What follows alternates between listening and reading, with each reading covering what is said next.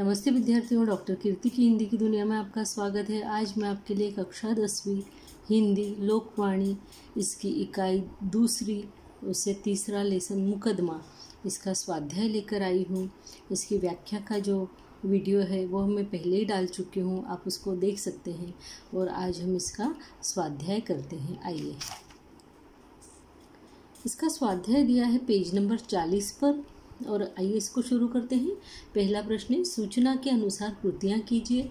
हमको ये सूचना दी हुई है कि कृति पूर्ण कीजिए और उसमें हमें ये 2 क्वेश्चन दिए हैं और इसके आंसर हमें लिखना है। जैसे कि हमें पहले बताना है कि पानी की मनमानी है ना, पानी की मनमानी यानी क्या थी पानी की मनमानी। लोगों ने जब मुकदमा लगाया तो उस मुकदमे में क्या बताया कि पानी क्या मनमानी करता है। तो कहीं बरसना दूसरा है, कहीं न बरसना है ना, कहीं बहुत ज़्यादा बरसता है, कहीं बरसता ही नहीं है। दूसरा क्वेश्चन हमको दिया है, पानी यहाँ बरसता है। तो पानी कहाँ कहाँ बरसता है, पानी ने बताया कि वो कहाँ कहाँ बरसता है। जहाँ खूब पेड़ हो, है ना, जहाँ खूब पेड़ लगे हो या पेड़ हो।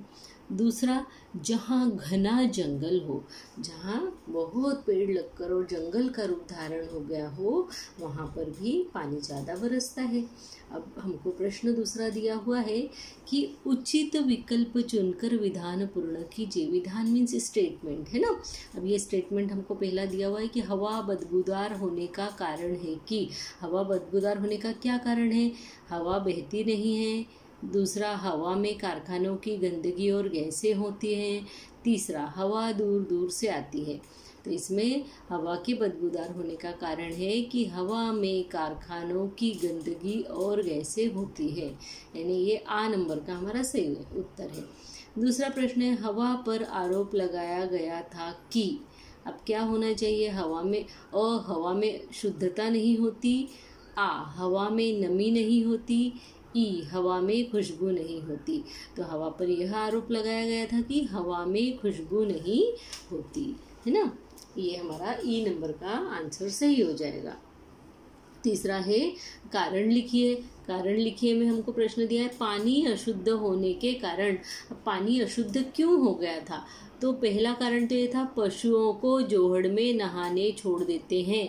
अब यहाँ पर तो पानी अशुद्ध होने के कारण पहला है, पशुओं को जोहड़ में नहाने छोड़ देते हैं लोग।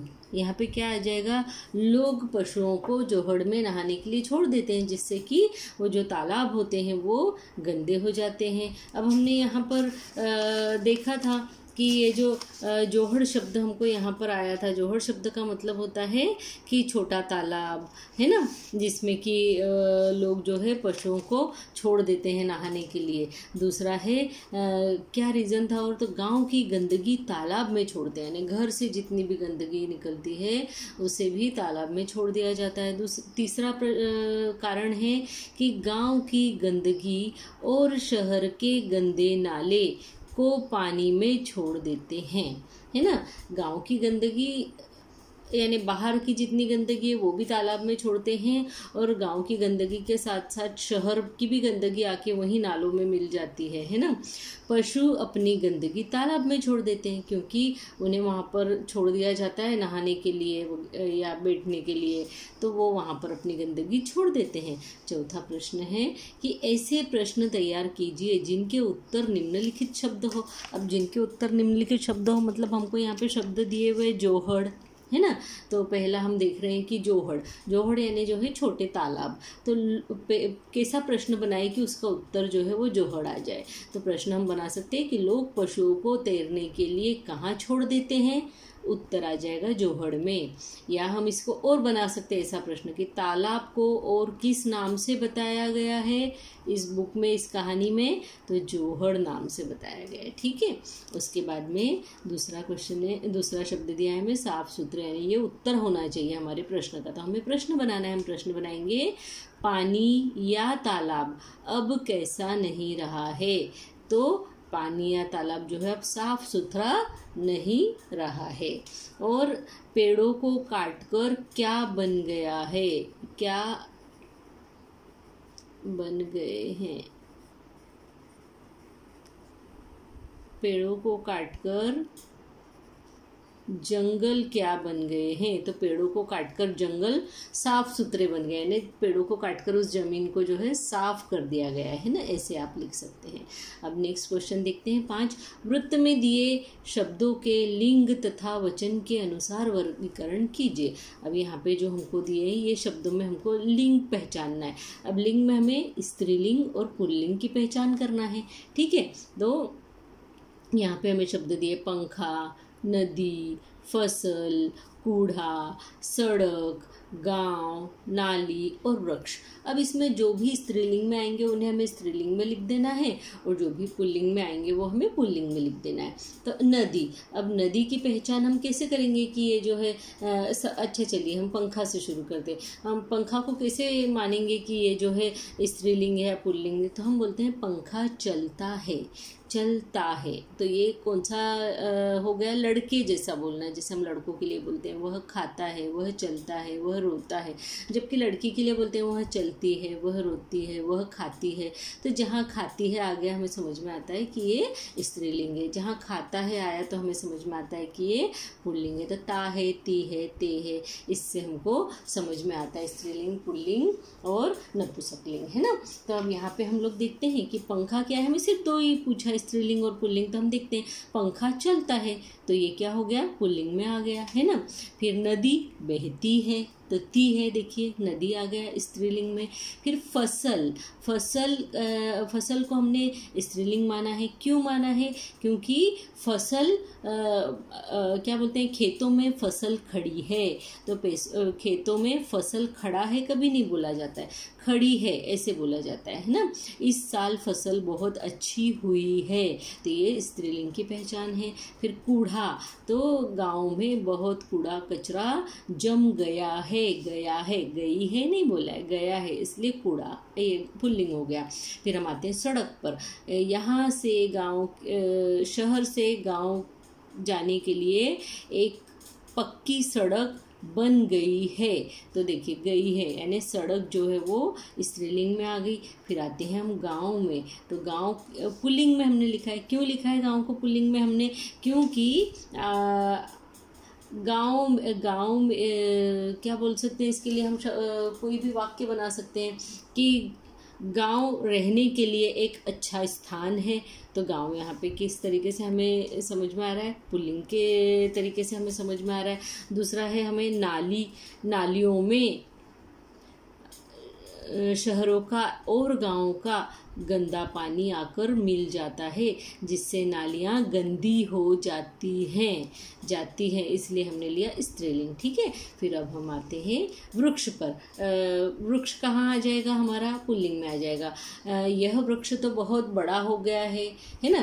तो बड़ा हो गया है, वृक्ष के लिए हम कभी भी नीम का पेड़ हो, चाहे नींबू का पेड़ हो, चाहे वो किसी भी फल का पेड़ हो, फल चाहे स्त्रीलिंग हो चाहे पुल्लिंग हो, लेकिन उस पेड़ को हम हमेशा पुल्लिंग ही मान के चलते हैं, ठीक है। बेल जो होती है, बेल को हम स्त्रीलिंग मानते हैं, यानी जो बेल क्रीपिंग होती है, जो मतलब जैसे आप कह सकते हैं कि किसी भी चीज़ की बेल, फल की है या फूल की है, तो वो हमारी स्त्रीलिंग के अंदर आ जाती। अब हम यहाँ पे एक वचन और बहुवचन देख लेते हैं। हमें जो शब्द दिए हैं वो हैं शिकायतें, गवाहें, बीमारी, सदियाँ, कारखाने, आँख, आदत और मुकदमा। अब हम यहाँ पर देखते हैं कि शिकायतें, ये हमें बहुवचन दिखाई दे रहा है, एक से ज़्यादा। शिकायत मीन्स एक वचन, शिकायतें मीन्स बहुवचन, तो हमने यहाँ ले लिया। दूसरा है गवाहें, तो गवाह यानी एक और गवाहें यानी दो, तो एक से ज़्यादा। तो ये हमारा यहाँ गलत है, यहाँ पे आना चाहिए बहुवचन में गवाहें। फिर आएगा बीमारी, तो बीमारी क्या है? एक वचन में आ जाएगा, है ना। बीमारी एक से ज़्यादा नहीं। सदियाँ क्या है? सदी इसका एक वचन होता है, सदियाँ इसका बहुवचन है। उसके बाद कारखाना एक वचन, कारखाने जो है बहुवचन के अंतर्गत आ गया है, ठीक है। तो ये कारखाने। फिर आँख एक वचन में आ गया, आंखें बहुवचन हो जाता है। आदत और आदतें, तो आदत दिया है एक वचन के अंदर आ जाएगा ये। और मुकदमा, मुकदमा भी हमारा कहाँ आ जाएगा, एक वचन के अंतर्गत आ जाएगा।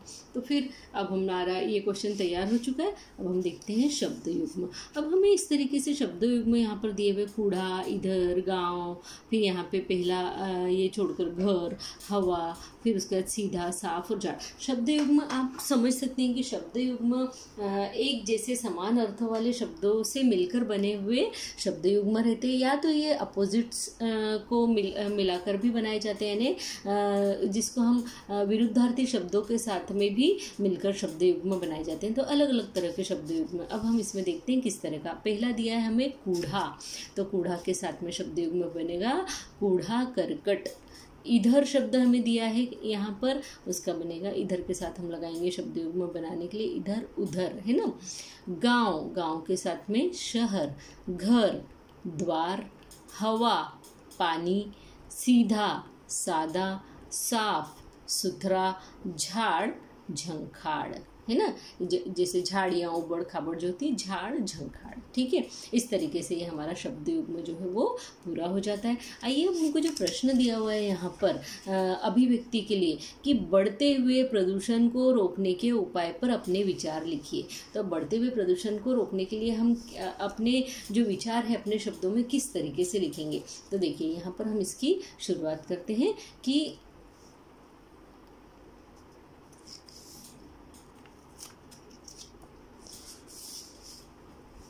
ये देखिए प्रदूषण को रोकने के उपाय। अब प्रदूषण को रोकने के उपाय में हम सबसे पहले लिख सकते हैं कि आज के समय में, है ना, आज के समय की सबसे बड़ी समस्या है बढ़ता हुआ प्रदूषण।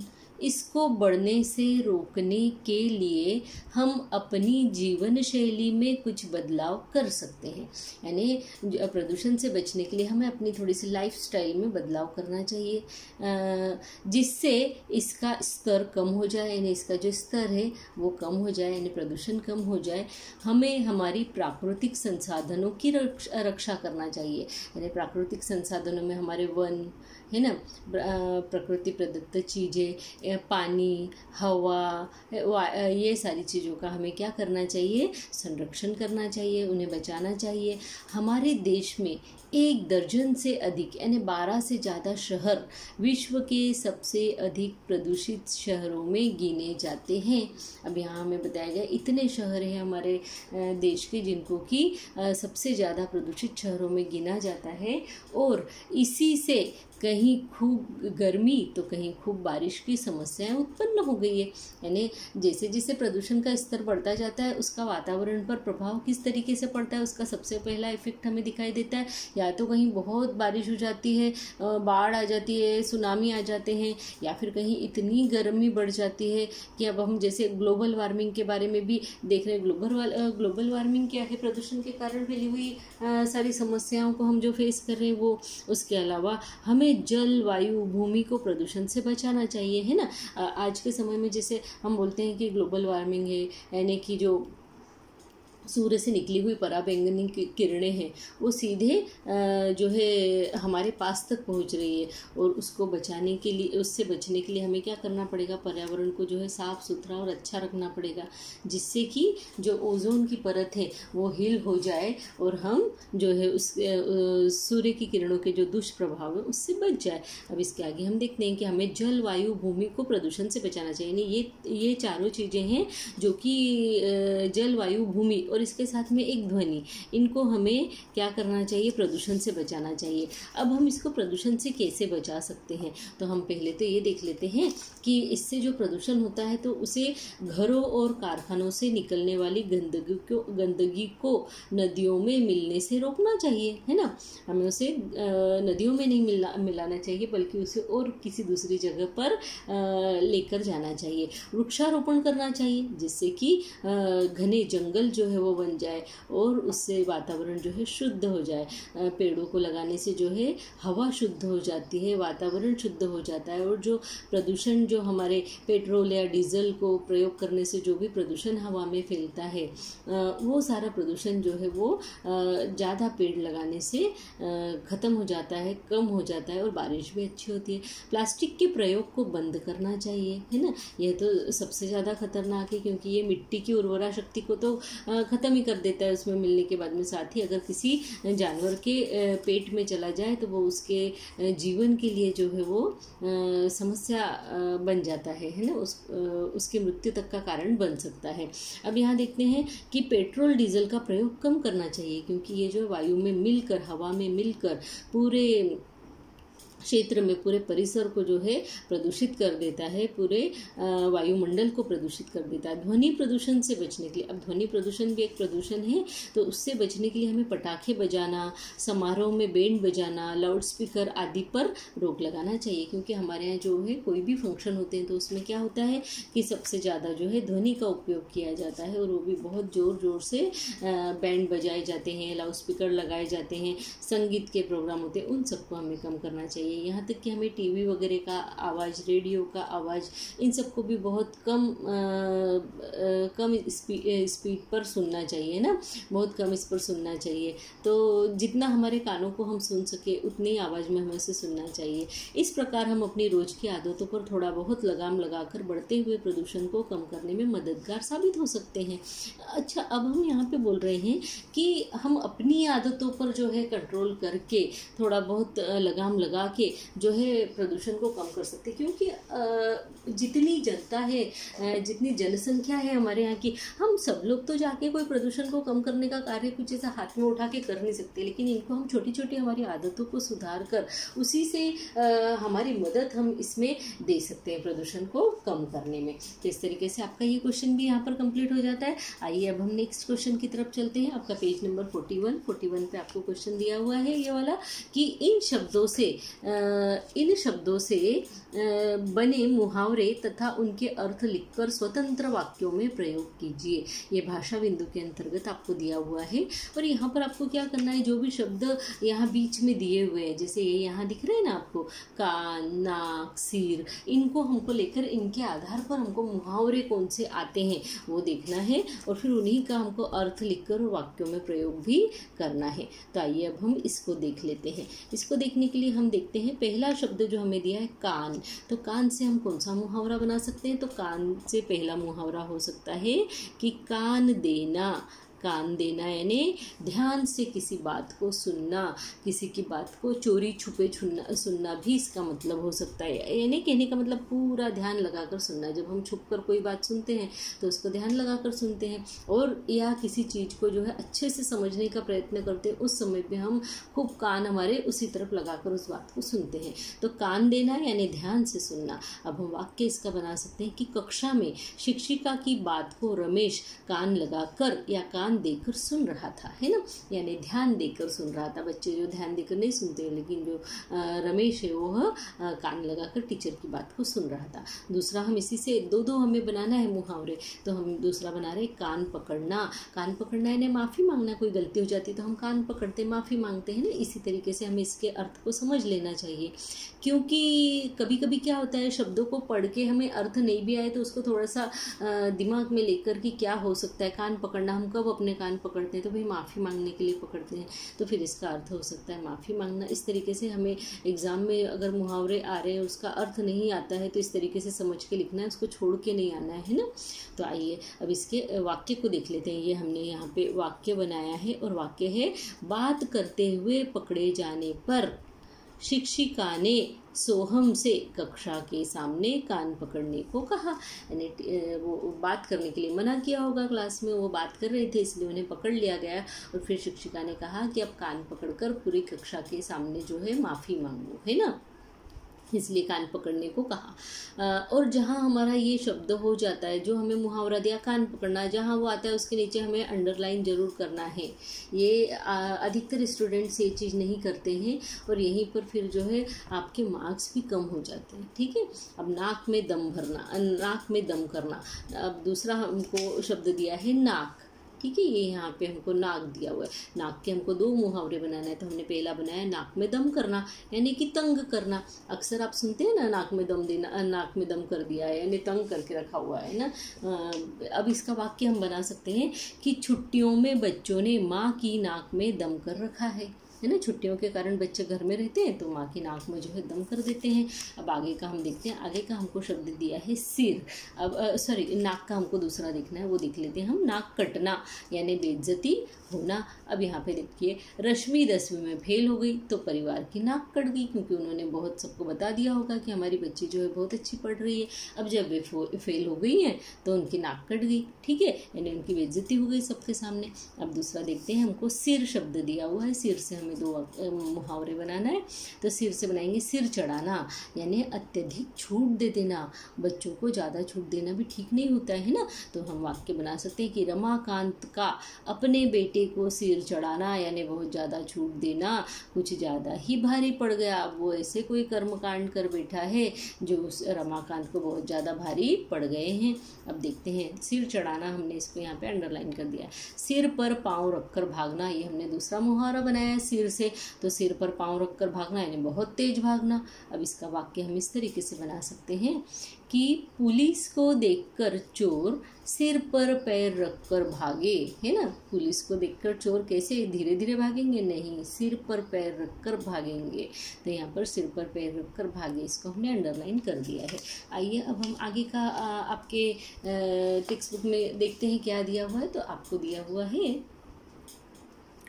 कि अपने ग्राम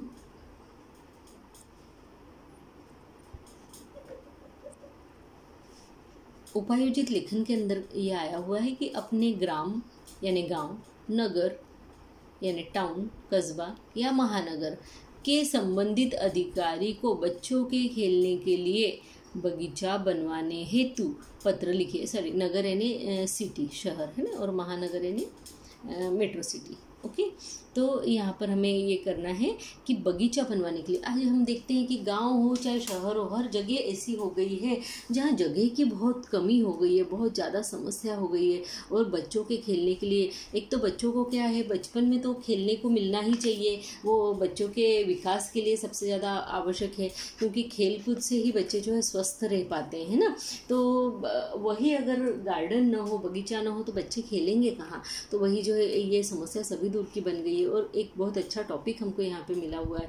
तो हमें इस लेटर को किस तरीके से लिखना है, तो आपके जो बुक में हमें प्रारूप दिया हुआ है वो इस तरीके से कि पहले हम सबसे पहले दिनांक यानी तारीख डालेंगे, जो भी डेट है आप डाल सकते हैं।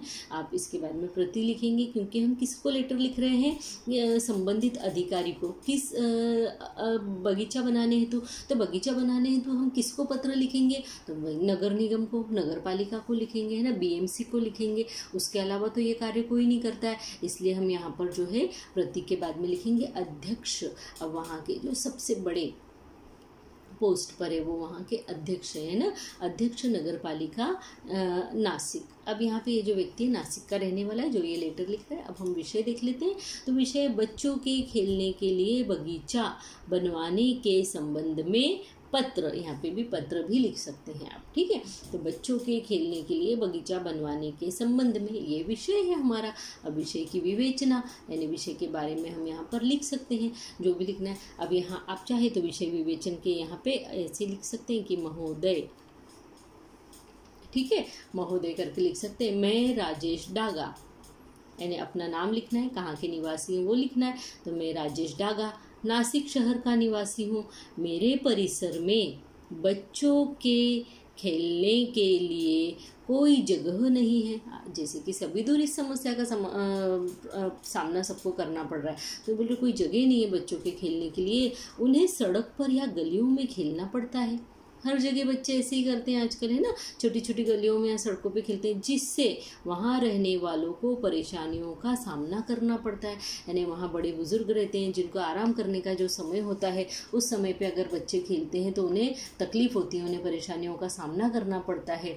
और कभी कभी उनके द्वारा खेलते हुए बॉल जो लग जाती है, खिड़कियाँ टूट जाती है, किसी तरीके का जो है लोगों का नुकसान हो जाता है। तो इस तरीके से लोगों को कई तरीकों का परेशानियों का सामना करना पड़ता है। अब यहाँ पे पे हम आगे एक लिख रहे हैं कि खेलना तो बच्चों के सर्वांगीण विकास के लिए आवश्यक है। यानी बच्चों के अगर सभी अंगों के विकास के लिए देखें तो खेलना जो है अति आवश्यक हो जाता है। अतः महोदय आपसे अनुरोध है, यानी हम इनसे अनुरोध कर रहे हैं नगर पालिका अध्यक्ष से, कि हमारे घर से थोड़ी दूर एक खाली जगह है जो कूड़ादान बन गई है ना, क्योंकि वो खाली जगह थी, लोगों ने वहाँ कचरा फेंकना शुरू कर दिया है, उसे साफ करके बच्चों के खेलने के लिए बगीचा बनवाया जाए। यानी उसे साफ करके वहाँ पर जो है बच्चों के खेलने के लिए बगीचा बनाया जा सकता है।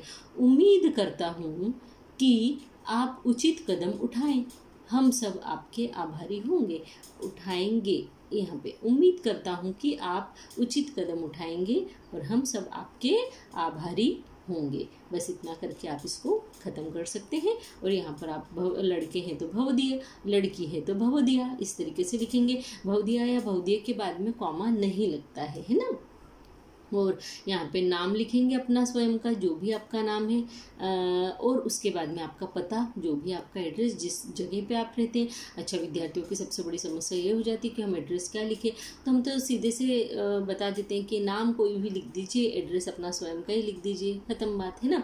और अगर हमको यहाँ पर एड्रेस अगर टॉपिक में दिया हुआ है, इस जगह पर अगर एड्रेस दिया ही हुआ है तो हमें वही लिखना है, फिर तो हमें कोई दूसरी मन से चीज़ लिखना ही नहीं है। और साथ ही साथ आपको ईमेल आईडी बहुत ज़रूरी है लिखना, पर वहाँ अपना ही ईमेल आईडी लिखकर मत आ जाइएगा। इस तरीके से लिखिएगा abc@xyz.com।